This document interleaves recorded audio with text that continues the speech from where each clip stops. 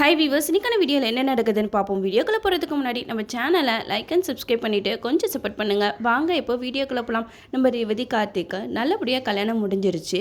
கல்யாணம் முடிஞ்ச கையோட சாமுண்டேஸ்வரி ரேவதியும் கார்த்திகையும் கோயிலுக்கு கூட்டிகிட்டு வராங்க. அப்போன்னு பார்த்தா அங்கே அபிராமி சாமிக்கிட்ட பேசிக்கிட்டு இருக்காங்க.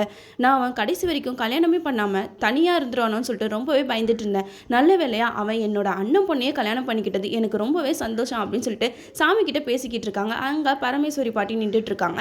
அப்போன்னு பார்த்து கரெக்டாக சாமுண்டேஸ்வரி கோயிலுக்குள்ளே வராங்க.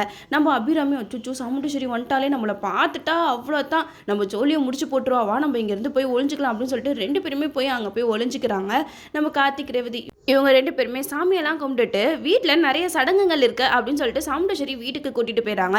அப்போது நம்ம ரேவதி வந்து மனசில் நினைக்கிறாங்க, எனக்கு இஷ்டமே இல்லாத நடந்த கல்யாணத்துக்கு சடங்கு வேறையா அப்படின்னு சொல்லிட்டு அவங்க ஒரு முறப்பில் தான் அங்கே போய்கிட்டு இருக்காங்க. வீட்டுக்கு போனதுமே சாமுண்டேஸ்வரி சந்திரகலா கிட்ட சொல்கிறாங்க, சந்திரகலா நீ ஆரத்தி எடுத்து பொண்ணு மாப்பிள்ளையை வீட்டுக்கு கூட்டிட்டோ அப்படின்னு சொல்ல, அதுக்கு சந்திரகலா சொல்கிறாங்க, ஐயா என்னால் முடியாதுப்பா அப்படின்னு சொல்லிட்டு போயிடுறாங்க. அப்போ ரோகிணி கிட்ட சொல்கிறாங்க, ரோகிணியும் சொல்கிறாங்க, ஐயா என்னால் முடியாது அப்படின்னு சொல்லிட்டு யாருமே ஆரத்தி எடுக்கவே இல்லை. கடைசியாக நம்ம சாமுண்டேஸ்வரியை ஆரத்தி எடுத்து உள்ள பொண்ணு மாப்பிள்ளையை கூப்பிட்றாங்க. அப்போ நம்ம ரேவதி வந்து சாமுண்டேஸ்வரியை பார்த்து ஒரு கேள்வி கேட்குறாங்க, என்னம்மா நினச்சிக்கிட்டு இருக்க உன் மனசில், உன்னோட மானம் போயிடக்கூடாதுன்றதுக்காக தான் நான் வந்து இந்த தாலியை என் கழுத்தில் வாங்கிட்டேன், மற்றபடி எனக்கு இந்த கல்யாணத்தில் கொஞ்சம் கூட இஷ்டமே இல்லை, இஷ்டமே இல்லாத கல்யாணத்தை பண்ணிக்கிட்டு நான் எப்படி இந்த சடங்கு சம்பிரதாயம் அதெல்லாம் நான் பண்ண முடியும், என்னாலலாம் எதுவுமே பண்ண முடியாது அப்படின்னு சொல்லிட்டு அந்த அரிசி படியை மிதிக்காமல் வீட்டுக்குள்ளே போயிடுறாங்க. அப்போ சாமுண்டேஸ்வரி கேட்குறாங்க, என்ன ரேவதி பேசிக்கிட்டு இருக்கா அப்படின்னு சொல்லிட்டு கேட்க, அதுக்கு ரேவதி சொல்கிறாங்க, இங்கே பாருங்கம்மா, நீங்கள் வந்து என்னை இத்தனை வருஷம் வளர்த்தீங்க, என்னை நல்லா படிக்க வச்சிங்க, எனக்கு அது போதும், நான் வந்து பேக்கை தூக்கிட்டு எங்கே வேணாலும் வேலைக்கு போகலாம்,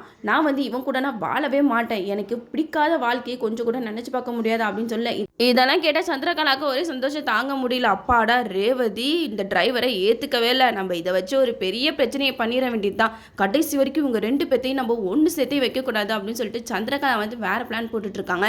இந்த இடத்துல சாமுண்டேஸ்வரியை ரேவதி கேட்காத கேள்வியெல்லாம் கேட்டால் அவங்கள ரொம்பவே மனசு கஷ்டப்படுத்துகிறாங்க.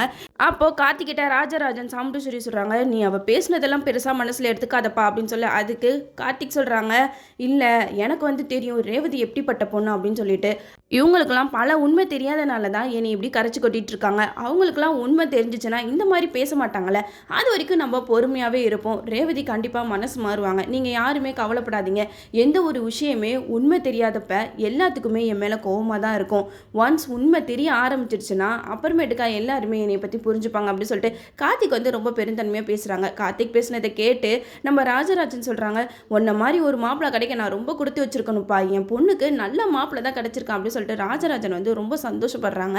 கார்த்தியையும் உள்ளே கூட்டிகிட்டு போகிறாங்க. அங்கே போயிட்டு நம்ம ரேவதி ரொம்ப வில்லி மாதிரி சீன் போட்டுக்கிட்டு இருக்காங்க. ஏன்னா கார்த்தியை வந்து சுத்தமாக மதிக்கிறது இல்லை, சாமுண்டேஸ்வரி கிட்ட பேசுறது இல்லை, ஏன்னா பிடிக்காத கல்யாணத்தை பண்ணி வச்சுட்டாங்களாமா, அதனால ரேவதி கொஞ்சம் ரூடாக பிஹேவ் பண்ணிக்கிட்டு இருக்காங்க.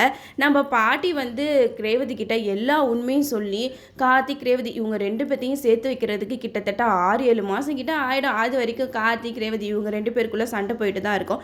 நம்மளும் வெயிட் பண்ணி பார்ப்போம். ஓகே வியூவர்ஸ், இந்த வீடியோ உங்களுக்கு பிடிச்சிருந்தா லைக்